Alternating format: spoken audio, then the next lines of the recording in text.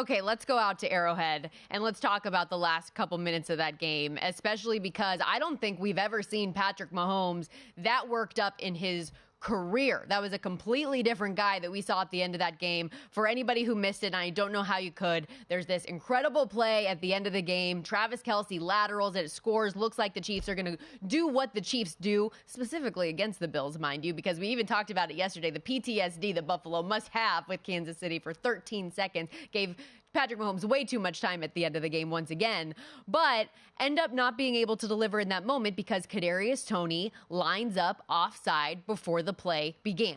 You take it away, Michael. Well, look, I mean, I don't even know why we're having the conversation. The conversation should really be around why Sean McDermott didn't really manage the game well at the end of the game. I mean, that's really the conversation. The Toney was offside.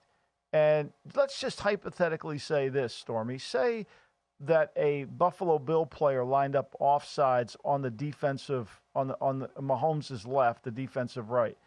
The line judge wouldn't have been able to call offsides because he couldn't see the ball. The guy covered the ball completely. So you couldn't officiate the game accurately. Had he been offsides and they didn't call it, Mahomes is right. I think we've made way too much of this. It's completely wrong. You got to officiate the game. The guy is overtly offsides. Now, understanding that if they would have scored, Buffalo probably would have got the ball back with a minute 8 to go and have a chance to come back down the field. Could they? I don't know. But it had to be called. It had to be called. So it's 2nd and 15. You got 3 more plays to get a first down. You have 3 more plays. And you can't do it. Like, why are we not focusing on the lack of being able to get 15? They used to get 15 yards in 2 plays. So that was my biggest takeaway and we'll hear from Patrick Mahomes in a moment. But my biggest takeaway was they were so worked up about this play that you have 3 more shots after that. You go 0-3 in those opportunities. Like you're so worked up about what didn't happen instead of focusing on your opportunity to still make a drive happen. That's what was frustrating. Like if you were a Chiefs backer, and I wasn't, I was on the Bills yesterday, so I was kind of reveling in their misfortune, to be honest with you. But like that's the focus that I have if I'm a Kansas City fan or a backer in that situation. Like you had 3 more opportunities and you did nothing with it. Nothing, and look, if I were to say to you as a Buffalo Bill backer, you're going to get Patrick Mahomes is going to get the ball with 1:54 to go in the game, and he's going to have 2 timeouts remaining. And you're going to sit. What are you thinking at that moment? Because you were thinking when they got the ball, you're losing the game, or the Absolutely. best you could hope for was a tie, right? Mm-hmm. Absolutely. That's what I said off the top. Like you gave Patrick Mahomes and the Kansas City Chiefs too much time at the end of the game. We've seen them come back too many times to have confidence, especially like in a Bills defense that we know has had their fair share of problems this year. But here, let's listen to Patrick Mahomes after the game, his thoughts on the call. I mean, it's obviously tough to swallow. Not only for me, but just for football in general. I mean, just to take away greatness like that. I mean, for a guy like Travis to make a play like that, and who knows if we win, but as I know as fans, you want to see the guys on the field decide the game. And that's why last week I didn't say anything about the flag that didn't get called on the Marquez. Lost for words, man. It's tough because regardless if we win or lose, man, just for it to end with another game and we're talking about the refs, man, it's just not what we want for the NFL and for football. Like last week was a different situation, right? There's a blatant PI call. He's like, let him. Is he just mad that last week they let him play and they didn't end up on the right side of it, and this week they didn't let him play and he ended up on the wrong side of it? Like, is that what he's mad about? Because there was no accountability. Somebody had to have told him after the game that it was the right call, that Toney was offside. There's no disputing that. Andy Reid went into his press conference saying the same thing. Somebody had to tell him too. Like what I don't understand is they're the only people talking about it being offside. None of us are. Like, only the Chiefs are complaining about him being offside. Nobody else is complaining. It was the right call. Look, if you do something wrong and it doesn't get called, look, if he would have been a little bit offsides, okay. But when the official can't officiate the game because the ball is covered up from his side, what do you want him to do? Ignore it? I mean, nobody says this, but Chris Jones is offside on almost every play. His helmet's in the neutral zone on almost every play. I complain about it, but nobody calls it. Like, they get away with that constantly. They get away with that. And now to complain about this? Look, you had 3 chances to get 15 yards. Your offense isn't very good.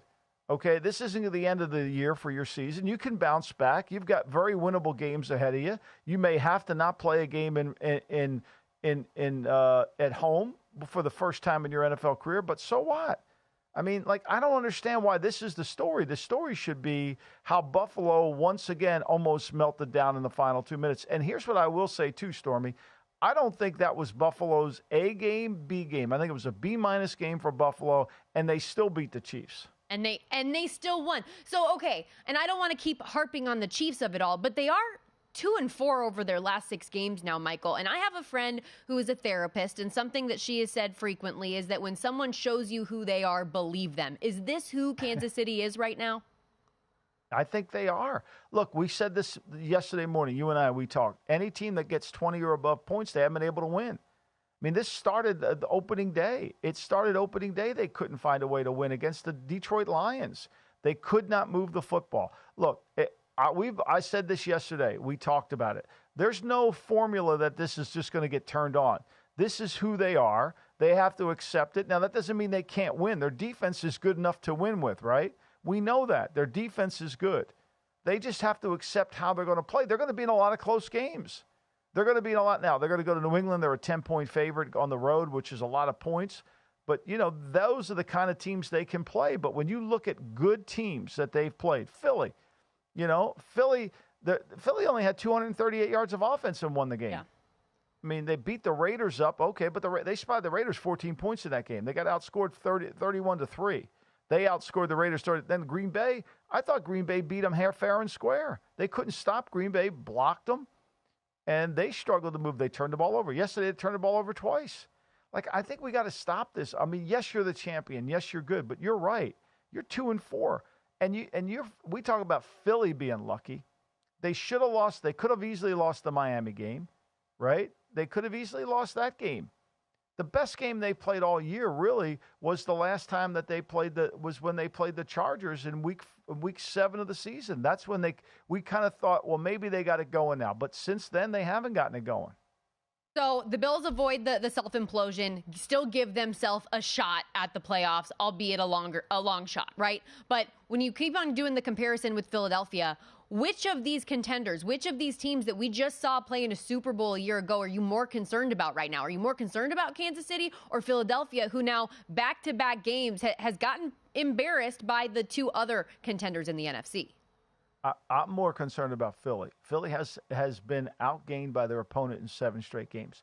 Philly's defense is not good. And when you get in the playoffs, you're going to play against people that can protect and block, which is going to attack their secondary, which doesn't tackle very well and doesn't cover. Philly's offense can move the football effectively, but their defense is such a problem. You've got to wonder, can they get control of the game?